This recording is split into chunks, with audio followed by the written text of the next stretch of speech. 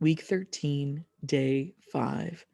We end our reading of the book of Judges, chapters 19 through 21.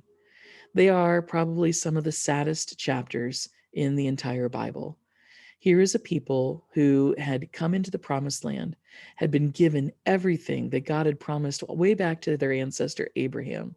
And rather than continuing to follow God and God's lead and obeying God, we are told over and over, 4 times in fact, in those days there was no king in Israel. But that's not where the line ends. It continues on to say, all the people did what was right in their own eyes. And so they were following their own hearts and their own desires rather than following the law of God. Well, now we see where society has just fallen apart. And we see in these chapters compounding tragedies. The corruption that takes place produces a chaos that almost ends up in wiping out the entire tribe of Benjamin.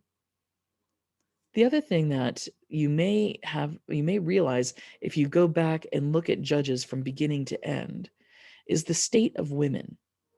Women at the beginning of Judges, pretty equal, pretty okay. They're being watched out for. But as the condition of women's lives decreases, more chaos occurs in the life of the people as a whole. Do we see that in other times in history? Are we seeing it even now? If we look to a lot of the um, missionary efforts that are done in third world areas, they often find that as they improve the lives of women, they improve the lives of families and towns and countries overall as well. Seems to me that God is saying that women have an equally important role in society.